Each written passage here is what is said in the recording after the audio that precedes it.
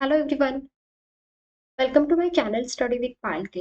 इस वीडियो में हम क्लास 5th का इंग्लिश का पेपर सॉल्व करने वाले हैं। ये सैम्पल क्वेश्चन पेपर है। इससे आपको डेफिनेटली आपके एग्जाम में हेल्प होगी। इसी टाइप का क्वेश्चन पेपर आएगा, सेम टू सेम ये क्वेश्चन पेपर नहीं रहेगा। ये सैम्पल क्वेश्चन पेपर है, इसके आंसर्स भी आपको दिए हुए हैं। अगर आप ये क्वेश्चन पेपर सॉल्व करते हो तो आपको आइडिया आएगी कि एग्जाम में किस टाइप के क्वेश्चन आते हैं। ओके, तो चलो सॉल्व करते हैं sample question paper summative evaluation 2 का, संकलित मूल्यमापन 2। उसके पहले आप चैनल को सब्सक्राइब कर लीजिए। उसके पहले आपकी ओरल एग्जाम होगी, फिर रिटन होगी। ये ओरल एग्जाम है, ओरल एग्जाम के क्वेश्चन है। This one also oral exam question. Now question 2A से रिटन एग्जाम स्टार्ट होती है। सो यहाँ पे पिक्चर्स दिए हुए हैं और कॉन्वर्सेशन है। तो ये कार्टून्स के पिक्चर्स दिए हुए हैं। Complete the conversation of the following situations, और आपको सिचुएशंस दी हुई है और आपको कंप्लीट करना है कॉन्वर्सेशन। फर्स्ट है, is your father at home, call किया हुआ है और पूछा है कि आपके पापा घर पे है क्या। तो इसका आंसर है, आप बोल सकते हो yes he is at home, आप ऐसे भी बोल सकते हो। No he is not at home, he is in the office.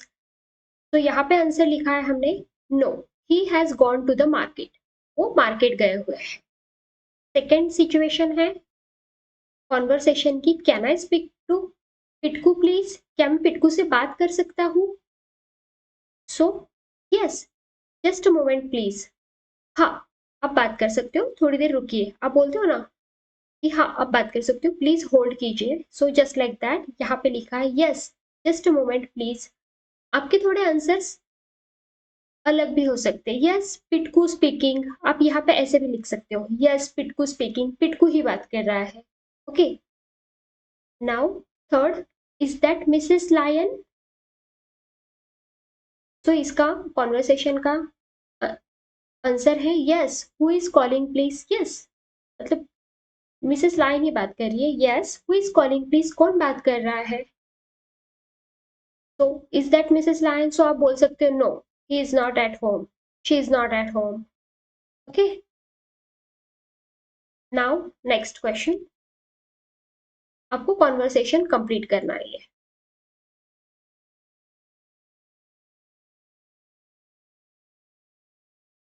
Next question, question 2B, arrange the following words in an alphabetical order given in set A and set B. यहाँ पे आपको words दिए हुए हैं और आपको alphabetical order में arrange करने हैं सेट ए और सेट बी के वर्ड्स। तो सेट ए हम पहले सॉल्व करते हैं। पेन, स्लेव, लैबोरेटरी, म्यूजियम, ये 4 वर्ड्स आपको दिए हैं। तो इनको अल्फाबेटिकल ऑर्डर में लिखना है। तो हमें तो एबीसीडी पता है। तो यहाँ पे अगर हम फर्स्ट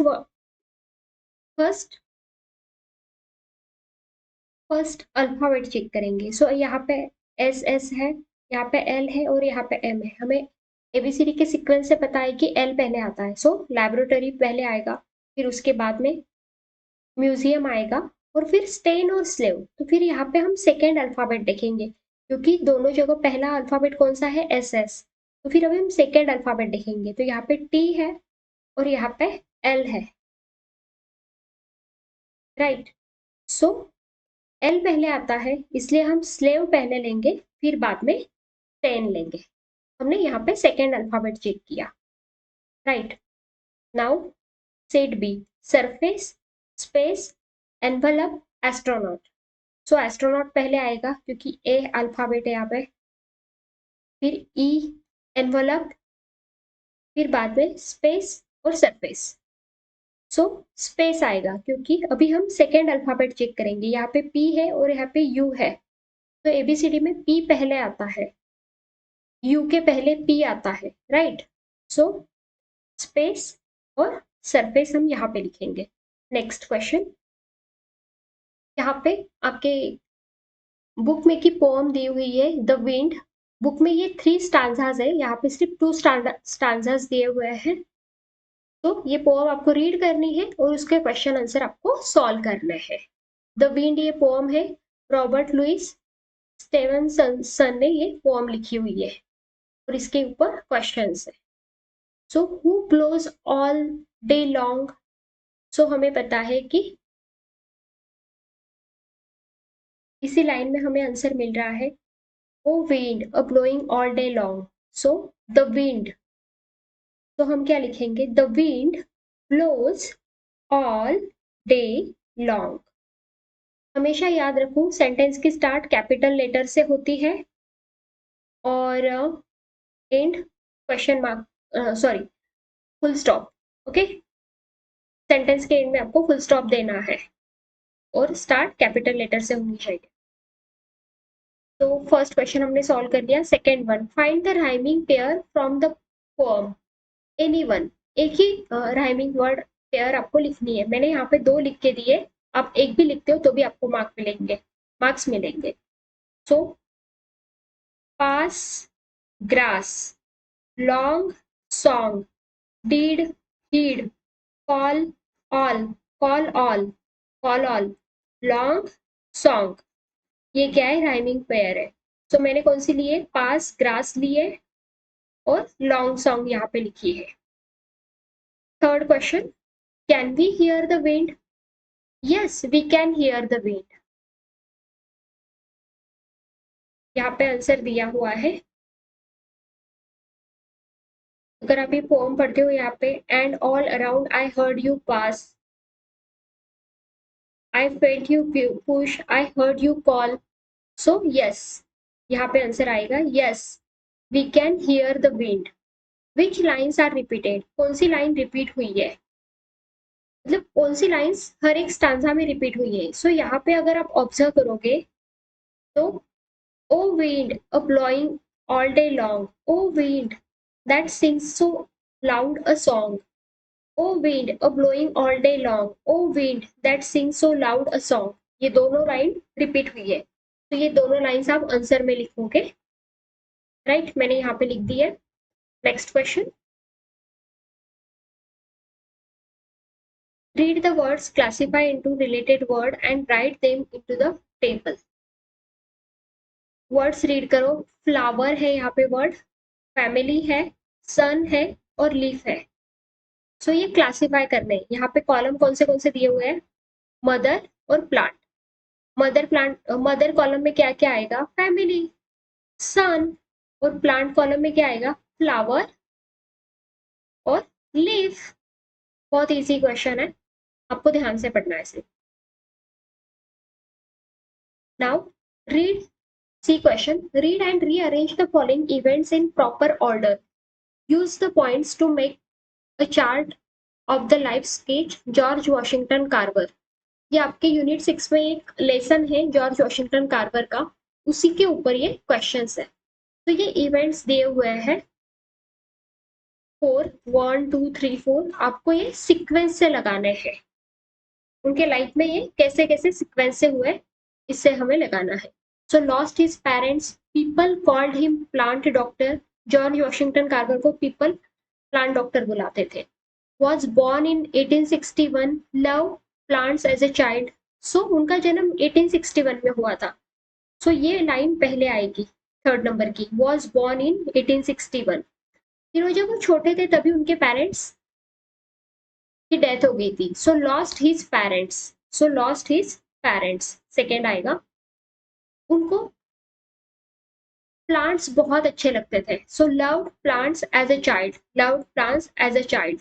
उनको प्लांट्स अच्छे लगते थे तो लोग उन्हें, people called him plant doctor, people called him plant doctor.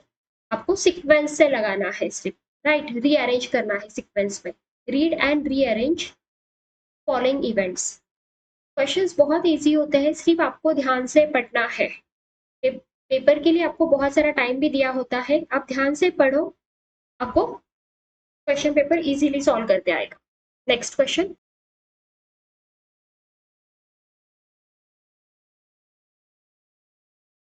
Okay, read the words given in the chain and right related words in the first word of the chain. यहाँ पे words दिए हुए हैं, ये चेन में, यहाँ पे first main word कौन सा है, आइस, और यहाँ पे टाइम। इससे रिलेटेड वर्ड्स आपको फर्स्ट वर्ड के रिलेटेड वर्ड्स आपको लिखने हैं। यहाँ पे आईज है और सेकंड में है टाइम, बीच में आपको एक आंसर दिया हुआ है टीवी का और यहाँ पे एग्जाम का। जैसे आईज से हम क्या कर सकते हैं, टीवी देख सकते हैं। सो आईज पे हम स्पेक्टेकल्स मतलब गॉगल भी लिख सकते हो आप, यहाँ पे स्पेक्ट लिख सकते हो, गॉगल लिख सकते हो। आंखों में आपके आंसू आते हैं, सो यहाँ पे टीयर्स भी लिखा है मैंने। हम कार्टून देखते हैं, राइट, सो टीवी पे हम कार्टून देखते हैं, सो कार्टून भी लिखा हुआ है मैंने, spectacles, TV, tears, cartoon, right.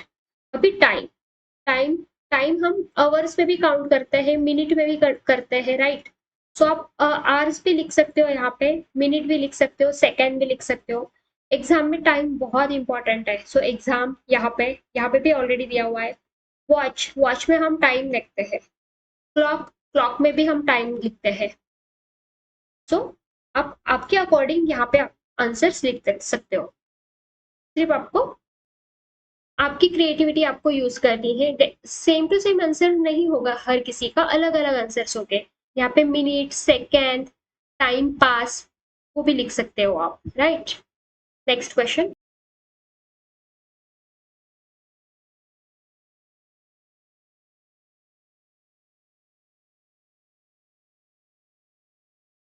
Okay, read and match the pairs and rewrite into the table given below. यहाँ पे कुक एक्टर दिया हुआ है, ऑक्यूपेशंस कुक एक्टर, आंसर्स यहाँ पे लिखने हैं और एक्शंस। कुक कौन से एक्शन करता है, प्लाईवुड, फेविकॉल, हैमर, नहीं। कुक क्या करता है, wash, clean, cut, yes, vegetable को वॉश करता है कुक, क्लीन करता है और कट करता है। सो यहाँ पे हम बी करके वॉश, क्लीन, कट यहाँ पे लिखेंगे कुक के लाइन में। फिर एक्टर, ये तो हो गया। प्लाईवुड, फेविकॉल, नहीं।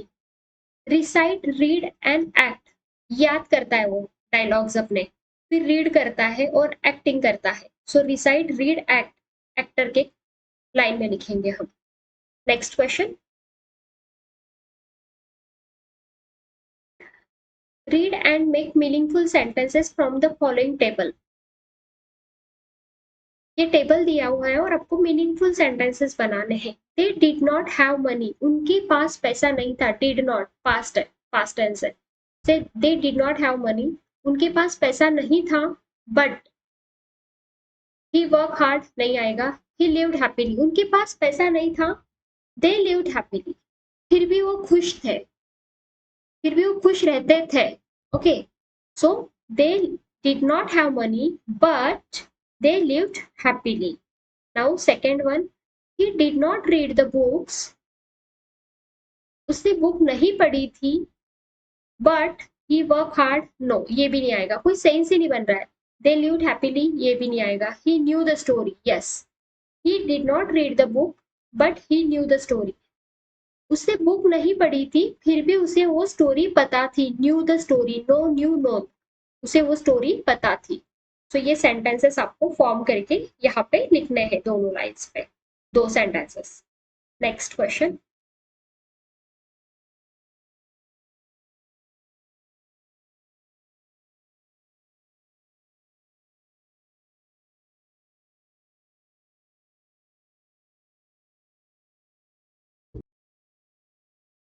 Use the phrases on the timeline in the given sentences to make meaningful sentences.